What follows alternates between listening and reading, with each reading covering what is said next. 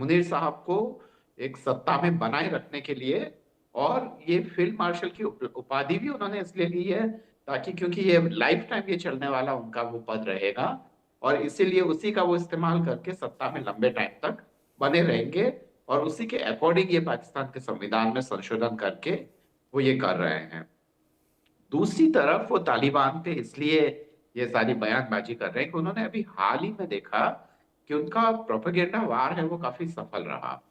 वो Donald Trump साहब का वो स्टेटमेंट बार बार बताते हैं पाकिस्तान की मीडिया वगैरह, जिसमें वो ये कह रहे हैं कि ऐसी सूचना मिली है कि भारत के 5 से 6 जो फाइटर प्लेन्स हैं वो पाकिस्तान ने बर्बाद कर दिए। पाकिस्तान की आम आवाम अभी तक यही मान रही है, और उसका फायदा उठा के वो ये कह रहे हैं कि इस जंग को हमने जीता है। तो इस तरीके का प्रोपेगेंडा करके, क्योंकि वो सरकार काफी मजबूत स्थिति में आ गई है, और अब वो ये सोच रहे हैं कि ऐसा ही प्रोपेगेंडा क्यों ना इमरान खान साहब के साथ किया जाए, ताकि वो अपनी सत्ता में बने रहे और अपनी जो गलतियों का सारा ठीकरा है वो पुरानी सरकारों पे फोड़ दें। एक और बात है वो तालिबान से उलझने की, क्योंकि भारत ने ऑपरेशन सिंदूर के बाद में अब ये तय कर लिया है कि अगर पाकिस्तान की तरफ से कोई हरकत होती है तो उसका माकूल जवाब दिया जाएगा। पाकिस्तान के जो लीडर्स हैं, जो हुक्मरान हैं, वो ये अच्छी तरह से जानते हैं कि इसकी अपनी कॉन्सिक्वेंसेस हैं, और इसीलिए अब उन्होंने उनको कोई ना कोई ऐसा चाहिए कि वे अपनी गलतियों का ठीकरा उस पर फोड़ सके और जनता का ध्यान बटा के युद्ध की तरफ ले जा सके। तो अफगानिस्तान में एयर स्ट्राइक करके उन्होंने वैसा ही किया है। तो ये पूरी तरीके से ऐसी सरकार नहीं है जो कि हिम्मत करके अपने नीतियों को पूरी तरीके से बदल दे। अगर पूरी तरह से बदलते तो ये पुलवामा वगैरह ये सब कुछ नहीं होता, पठानकोट नहीं होता। हम्म। वो अपनी नीतियां बदलने के लिए तैयार नहीं है अभी भी। जनता को अभी भी बेवकूफ बनाना चाहते हैं, और वो उसी को घसीटे रहना चाहते हैं। और मुझे लगता है कि जो वर्तमान जो चीज है मनोज साहब, ये उसी का नतीजा है। ये उसी मनोज का साहब। नतीजा है। मेरे साथ सहगल साहब बने हुए हैं। सहगल साहब, बड़ी अजीब सी स्थिति है जो स्थिति यहाँ पर बनी हुई है, क्योंकि बार बार वो इस तरह की बातों का जिक्र कर रहा है। हाल के दिनों में हम देख रहे हैं कि पाकिस्तान के खिलाफ तालिबान में बहुत तल्खी देखी गई है।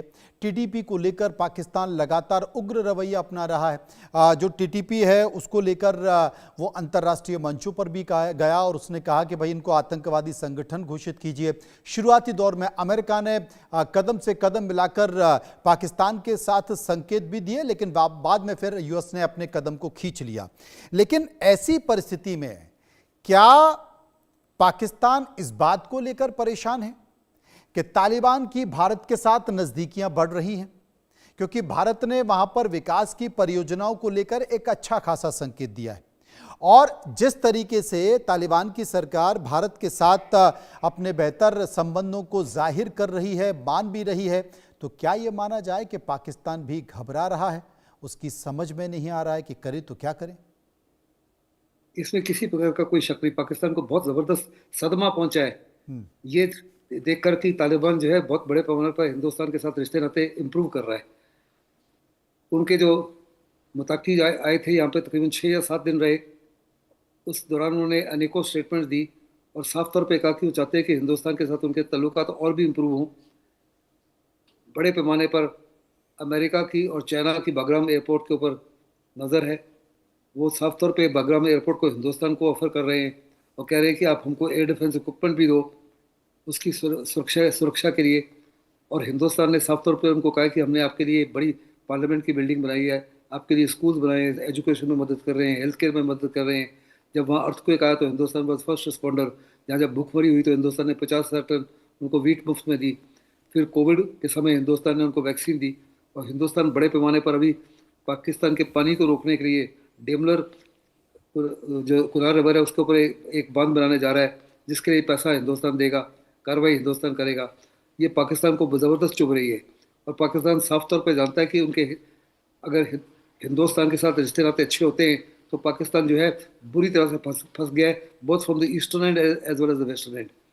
एक तरफ तो उनको तालिबान तालिबान तंग कर रहा है, दूसरी तरफ उनका उनका मुठभेड़ शुरू हो गई है तालिबान के खिलाफ, मेन तालिबान के खिलाफ।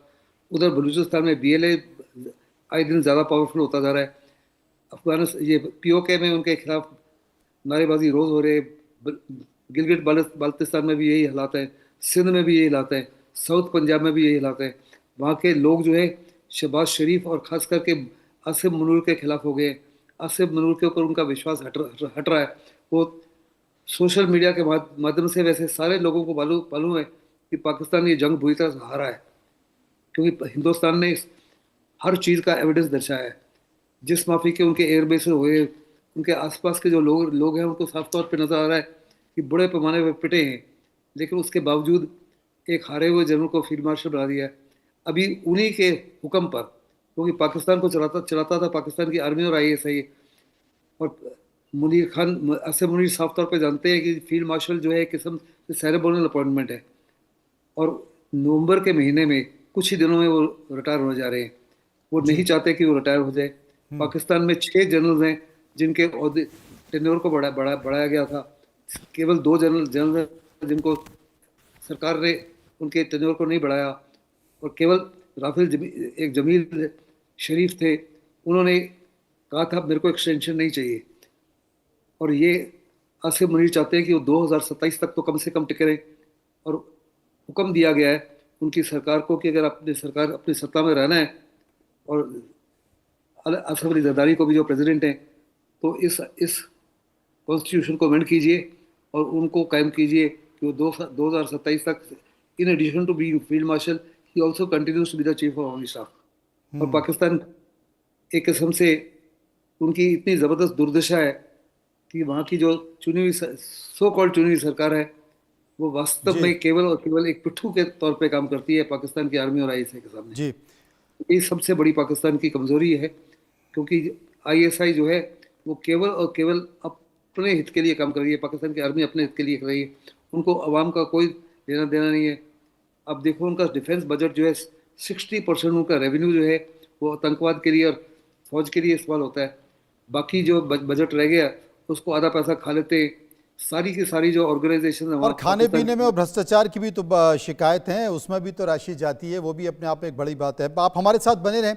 इस बीच हमने एक रिपोर्ट तैयार की है इस मुद्दे को लेकर, एक बार नजर इस रिपोर्ट पर भी डालते हैं। एक कप चाय पाकिस्तान में हाय है। आतंक के डंक से पाक परेशान, याद आई चाय और तालिबान। जो पाकिस्तान अफगानिस्तान को अपनी स्ट्रेटेजिक डेप्थ बताता था, वो आज उसी से परेशान है।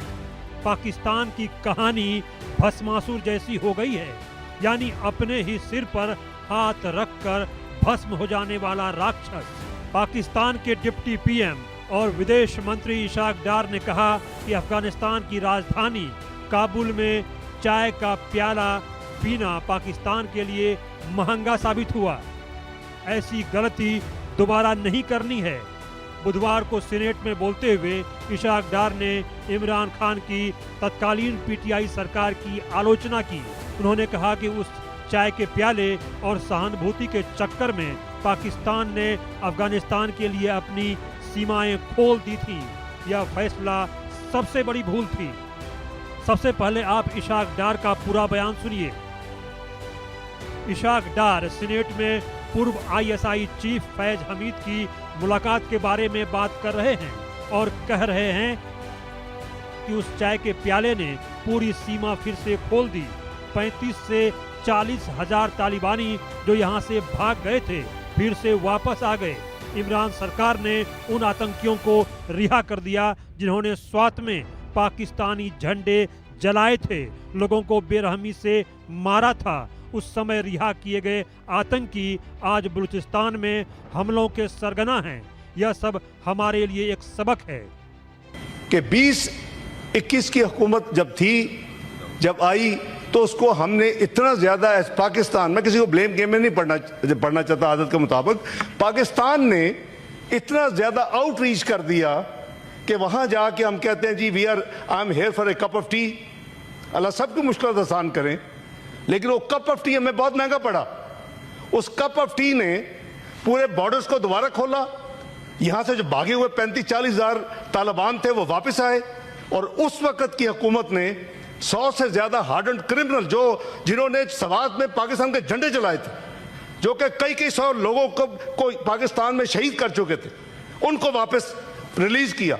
ये सबसे बड़ी मिस्टेक थी। ऐसी गलतियां should be A lesson for us कि हमने आइंदा कम वक्त में गुडविल के तौर पे या एक अपने एक फ्लो में या एक मूड में ऐसी चीजें जो गलतियां ना वो कौम भुगतती है। मुझे इशाक डार ने खोजा बचने का बहाना, आतंक को लेकर इमरान पर निशाना। आतंक का खेल खेलोगे तो मौत का तांडव झेलोगे। इशाक डार का यह बयान तत्कालीन आईएसआई प्रमुख लेफ्टिनेंट जनरल फैज हमीद की 2021 की काबुल यात्रा का जिक्र करती है, जो अफगानिस्तान से अमेरिका और उसकी सहयोगी सेना की वापसी के तुरंत बाद हुई थी। फैज हमीद ने काबुल में तालिबान के अधिकारियों के साथ बैठकर चाय पी थी और दुनिया को दिखाने की कोशिश की थी कि पाकिस्तान अफगानों के साथ है। हालांकि अब डार ने कहा कि पाकिस्तान उस फैसले की कीमत अभी तक चुका रहा है। मीडिया रिपोर्ट के अनुसार इशाक डार ने पाकिस्तान में हुई आतंकवादी हमलों की बढ़ोतरी को कथित तौर पर अफगानिस्तान की धरती से ऑपरेट कर रहे आतंकवादी संगठनों से जोड़ दिया। पाकिस्तान इनमें तहरीके तालिबान पाकिस्तान यानी टीटीपी, फितना अल ख्वारिज और बलूचिस्तान लिबरेशन आर्मी का शामिल होना बताता है। डार ने यह भी दावा किया कि तालिबान के सत्ता में आने के बाद पाकिस्तान में सुरक्षा संबंधी घटनाएं बढ़ गई हैं। पाकिस्तानी नेता ने यह भी दावा किया था कि उन्होंने अपने अफगान समकक्ष अमीर खान मुत्ताकी के साथ 6 बार फोन पर बातचीत की, जिसके दौरान पाकिस्तान ने अपनी चिंताएं जाहिर की और मांग की कि अफगान क्षेत्र से कोई आतंकवादी गतिविधियां शुरू नहीं की जाएं। हालांकि मुत्ताकी ने पाकिस्तान के विदेश मंत्री के दावों को खारिज कर दिया और कहा कि इन दावों में सटीकता का घोर अभाव है। अब जबकि पंजाब से टीटीपी का वीडियो भी सामने आ गया है और टीटीपी लड़ाकों ने खुद पंजाब में रहकर पाकिस्तानी सरकार और सेना को धमकी दी है, उससे पाकिस्तान का यह दावा भी खारिज हो चुका है कि टीटीपी अफगानिस्तान के अंदर से हमले की प्लानिंग करता है। वास्तविकता ये है कि टीटीपी केपी ही नहीं बल्कि पाकिस्तान के अंदर भी अपनी पैठ जमा चुका है। इशाक डार इस सच्चाई को झुठलाना चाहते हैं कि पाकिस्तान ने आतंक को पाला पोसा, लेकिन अब जब आतंक डंक मार रहा है तो पिछली सरकार पर इसका ठीकरा फोड़ते दिख रहे हैं। लेकिन आतंक का खेल खेलने वालों को तो अंजाम भुगतना ही पड़ता है और पाकिस्तान आज उसी की कीमत चुका रहा है। Bureau report, India news. Survey के 2 सवाल और बचे, एक बार उस पर भी नजर डालते हैं। तालिबान के बहाने आतंक पर अपनी नई छवि गढ़ने की कोशिश कर रहा है पाकिस्तान।